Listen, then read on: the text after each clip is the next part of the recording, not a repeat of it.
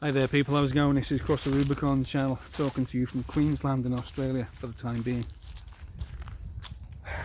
Now, I was on two minds, more than two minds, whether to make this video because it's going to be controversial, and I know I'm going to upset quite a few people, including many friends, but I feel it has to be said because no one else is saying it. Liz Gunn in New Zealand, she's thrown her hat into the ring, running to get in Parliament this year in the elections. And she made a video just a few days ago, and I watched the video, and a few things screamed at me in that video. Many people didn't seem to pick up on it. She seems to be getting plenty of support. I think many people are desperate. They are desperate for someone to vote for because they know the current crop of politicians are not going to do anything. Nothing's going to change. In fact, it's going to get worse. The first thing that jumped out on me about Liz's video was the Maori carving around the neck. Greenstone, I believe. It was hard to see because it's underneath mesh. You can see it's underneath the mesh she was wearing around the neck. I'm not sure whether she was trying to conceal it or semi-conceal it, but it was obvious to me that she was making a statement without saying any words, because it was 2 fists size around the neck. Now, when someone wears that in New Zealand, especially if they're not Maori, it tells you something about that person.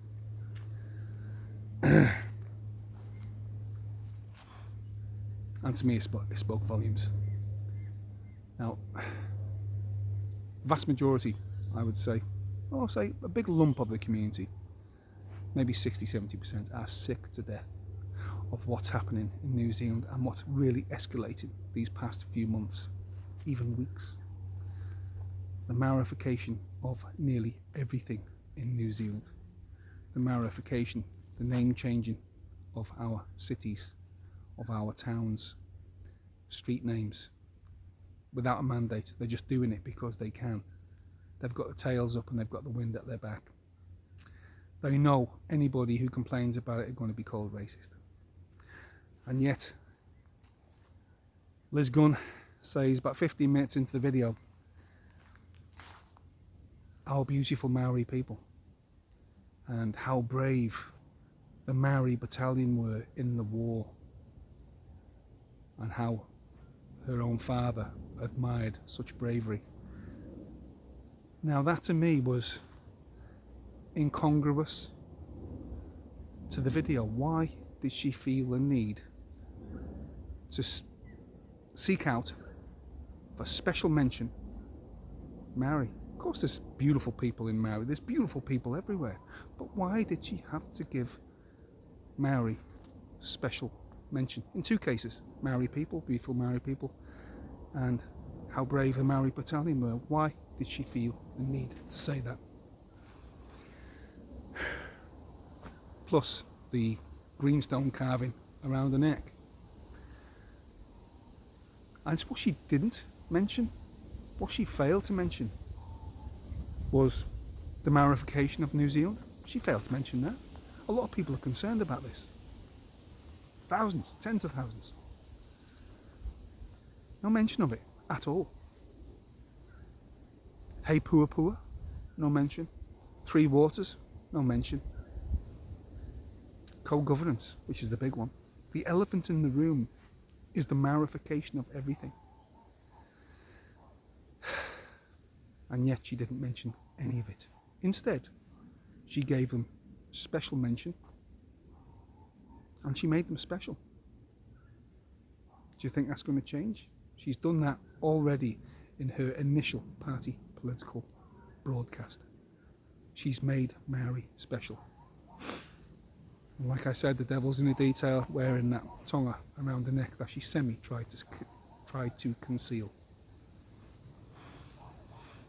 It's concerning, and I know many people are not going to like me for saying what I'm saying. But to me, the truth is the truth, and that's it. I'll say it regardless. Because you know me, it's got to be said. I'll say it. I don't think she's going to change anything. If she got into power, it's going to be much the same. Probably even worse. And she's not the only one. She's being not only mealy-mouthed, but she has chosen to single out Maori like they need special attention, like they're, I don't know, special needs or something. It's not true, is it? It's really not true. New Zealand's been ripped apart. It's being ripped apart. It's being divided. Some people might say I'm dividing it more. All I'm doing is pointing out what I'm seeing. Because let's face it, not many other people are saying what I'm saying. Terry O'Pines is. Julian Batchelor is. So that's 3 people in 5 million. 3 people.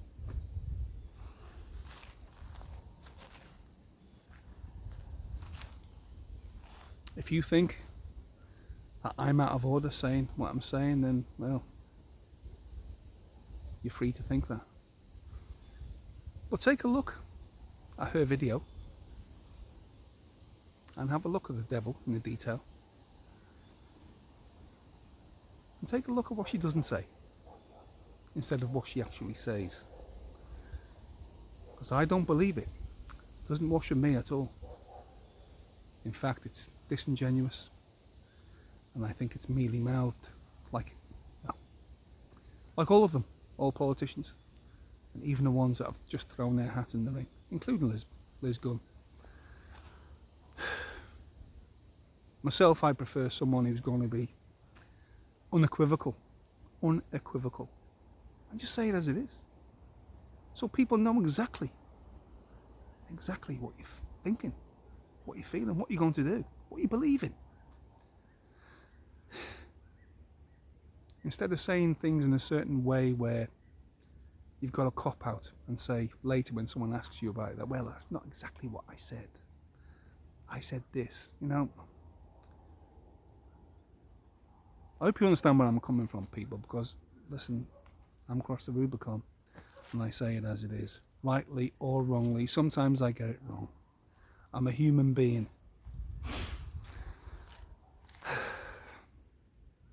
But Liz Gunn's not going to be our saviour at all.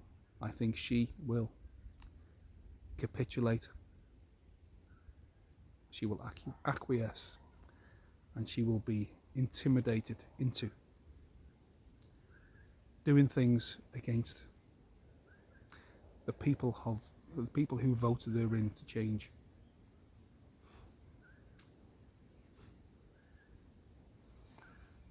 Anyway, I think I've said what I needed to say. Tell me what you think in the comments. If I lose subscribers, doesn't matter. It doesn't matter. I say what I say. Like I said, unequivocal. Okay, this is Cross the Rubicon channel. Please like, leave a comment, subscribe to my channel. Take a look at that video again and tell me what you think. And share this video everywhere. See you later.